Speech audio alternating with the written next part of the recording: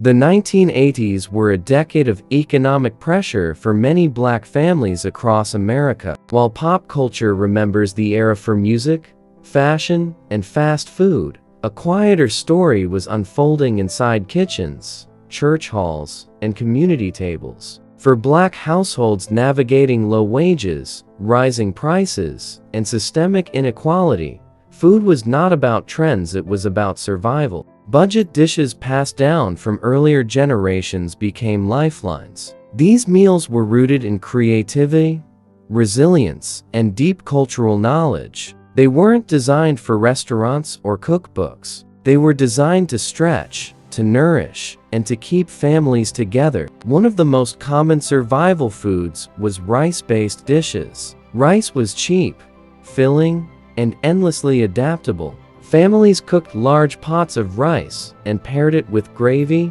beans, or whatever protein was available. A small amount of meat could flavor an entire meal, making one chicken leg or a bit of smoked meat feed many mouths. Beans were another cornerstone. Pinto beans, black-eyed peas, and navy beans appeared on tables week after week. Slow cooked with onions, garlic, and sometimes fatback or smoked turkey, beans delivered protein without the cost of meat. Leftovers were reused the next day, often thickened into stews or spooned over cornbread. Cornbread itself was a survival classic. Made from inexpensive cornmeal, it was filling, comforting, and easy to bake in large batches. Some families added sugar, others didn't. A debate rooted in regional tradition. Cornbread soaked up gravy, stretched soups, and ensured no one left the table hungry. Fried bologna sandwiches became an iconic budget meal of the era. Bologna was affordable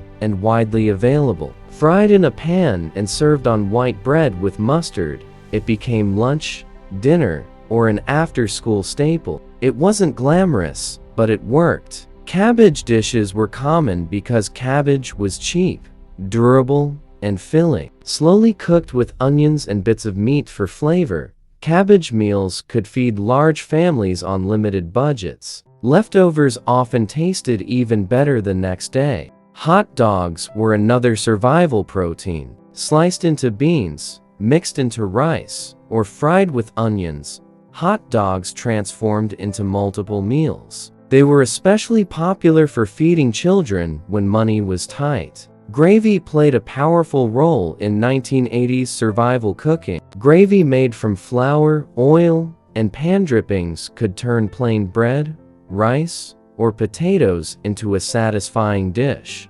Biscuits and gravy, though simple, carried deep comfort and caloric value. Potatoes were endlessly versatile. Mashed, fried, baked, or stewed, potatoes filled plates when meat was scarce. Potato and onion skillets became a go-to dinner, seasoned well and shared generously. Church gatherings and extended family networks helped stretch food further. One pot fed many. Recipes were shared freely, not guarded. Survival was collective, not individual. These dishes weren't about nostalgia at the time, they were about endurance. They reflect a generation that refused to let hardship erase dignity. In the 1980s, black survival cooking was quiet resistance, practiced daily, one meal at a time. Beyond individual households, the 1980s survival diet among black communities reflected shared memory and inherited wisdom. Many of these budget dishes had roots far older than the decade itself, shaped by segregation, limited access to resources, and generational knowledge of making something out of nothing. One such dish was neck bones and rice. Pork or beef neck bones were inexpensive cuts, often overlooked by mainstream shoppers. Slowly simmered, they released deep flavor and collagen into broth, creating a rich base that transformed plain rice into a hearty meal. Chicken backs and wings were similarly economical. Fried, baked, or stewed, they provided protein at a fraction of the cost of breast meat. Nothing was wasted. Bones went into stock, skin added flavor, and leftovers became tomorrow's lunch. Ramen noodles entered many black households during the 1980s recession years, but they were rarely eaten plain. Families upgraded ramen with eggs, onions, hot dogs, or leftover vegetables. What started as a cheap packet became a full meal. Liver and onions was another budget staple. Though unpopular with some children, liver was nutrient-dense and affordable. Prepared carefully, it delivered iron and protein when other meats were out of reach. Oatmeal and grits weren't just breakfast foods, they became all-day fuel. Savory grits with butter or cheese filled stomachs cheaply, while oatmeal stretched with water fed multiple children from one pot. Spam and canned meats played a role in survival cooking. Though processed, they were shelf-stable and reliable. Fried spam with rice or mixed into eggs became familiar meals during tight weeks. Leftover recycling was a core survival strategy. Sunday dinner leftovers became Monday casseroles. Bones became soup. Bread heels became stuffing or crumbs. Nothing edible was thrown away. Fried rice, often thought of as a takeout food, became a home survival dish. Leftover rice mixed with eggs, onions, and scraps of meat created a filling meal with minimal cost. Peanut butter sandwiches were quiet heroes. High in calories and protein, they kept kids full during long school days. Sometimes paired with syrup or banana slices, they were cheap energy. Vegetable soups stretched everything. A handful of carrots, potatoes, onions, and cabbage simmered together fed entire households. Meat, if added at all, was used sparingly for flavor. Black survival food in the 1980s was deeply intentional. Meals were planned around paydays, sales, and community support. Elders taught younger generations how to season without excess, cook slowly, and stretch portions without shame. These dishes weren't signs of poverty, they were signs of knowledge. They carried lessons about patience, ingenuity, and collective care. Today, many of these foods are rebranded as comfort food or heritage cooking, but in the 1980s, they were simply how people survived. Remembering these meals is about honoring resilience. Every pot stirred was a statement: we will eat, we will endure, and we will carry our history forward.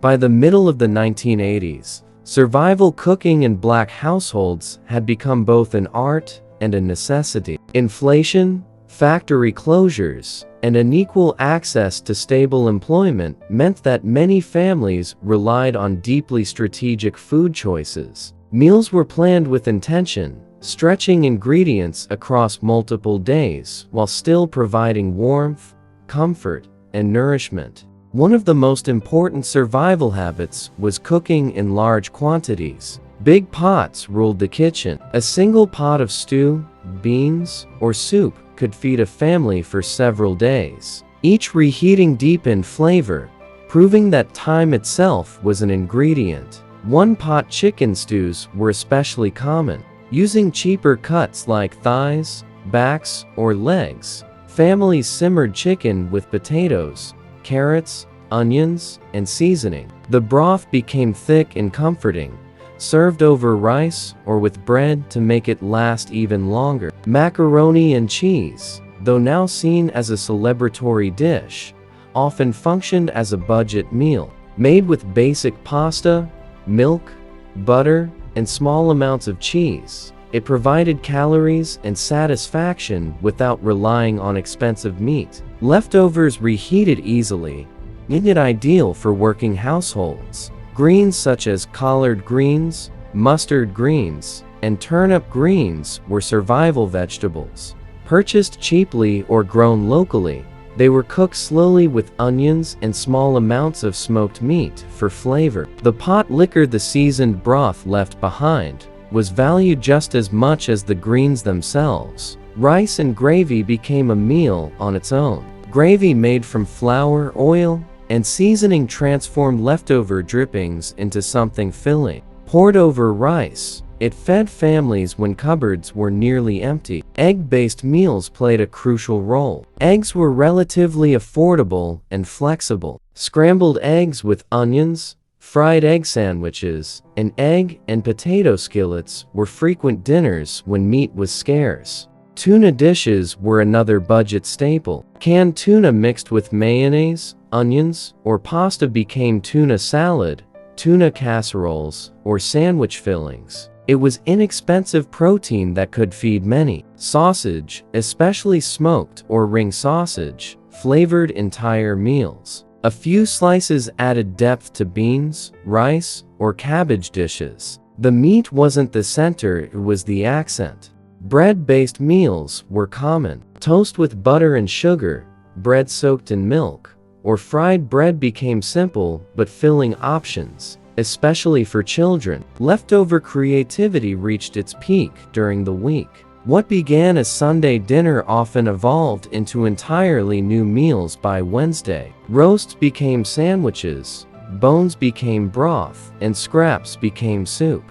Community sharing mattered deeply. Neighbors exchanged food when someone came up short. Churches organized shared meals. Survival was collective, not isolated. Seasoning knowledge made budget food satisfying. Elders taught how to build flavor using salt, pepper, onions, garlic, and patience rather than expensive ingredients. A well-seasoned, simple meal could feel rich even when it wasn't.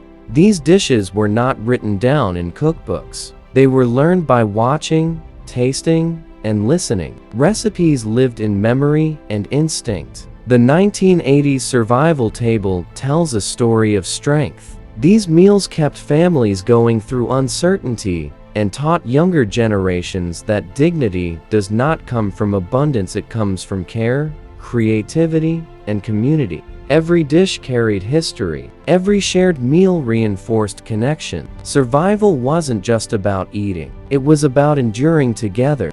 As the 1980s progressed, survival cooking among Black families continued to adapt to changing realities. Government assistance programs were inconsistent, wages lagged behind rising costs, and food access varied widely by neighborhood. In response, kitchens became places of strategy, memory, and resilience. One defining feature of survival meals was flexibility. Recipes were never fixed. They shifted based on what was on sale, what was donated, or what could be borrowed until payday. Cooking was responsive, not rigid. Soups became essential survival tools. Vegetable soup, chicken soup, and bean soup were endlessly customizable. A handful of ingredients could be turned into gallons of nourishment. Soup welcomed leftovers without judgment. A little rice, a potato, a carrot, or a bone all had value. Chili-style dishes were common because they stretched meat efficiently. A small amount of ground beef mixed with beans,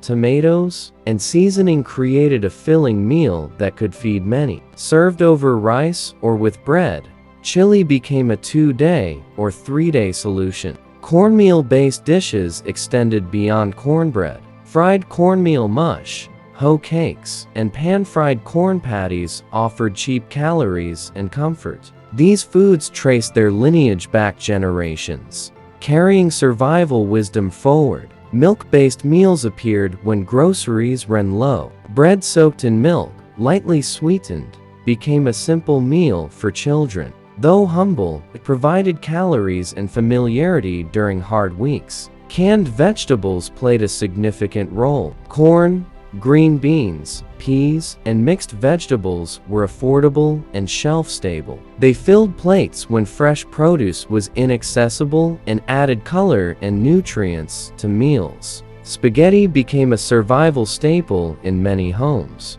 Made with inexpensive pasta and canned sauce, sometimes stretched with onions or ground meat, it was affordable and filling. Leftover spaghetti reheated well, making it ideal for large families. Breakfast for dinner was a common strategy. Pancakes, eggs, and grits were cheaper than meat-heavy meals, and could feed many quickly. Syrup or sugar provided quick energy, especially for growing children. Fish sticks and frozen fish were budget-friendly proteins. Baked or fried, they were often paired with rice or potatoes. They were especially popular on Fridays, blending tradition with affordability. Beans and rice remain the backbone of survival eating. Together, they formed a complete protein, a fact known intuitively long before nutrition labels explained it. Seasoned properly, they were deeply satisfying. Food preservation mattered. Freezers stored leftovers, bread, and meat bought on sale. Families learned to freeze wisely, ensuring nothing spoiled before it could be used. Children learned early that food had value. Plates were cleared, leftovers respected, and waste discouraged. These lessons were not about restriction, they were about gratitude. Survival meals also carried emotional weight. Sitting down together, even when food was simple, reinforced stability in uncertain times. Dinner was a moment of grounding. In the 1980s, Black survival dishes represented more than budget choices. They were acts of care. Each meal said, "We will get through this." These foods sustain bodies, but they also sustain spirit. They remind us that survival is not passive. It is built daily, one thoughtful meal at a time.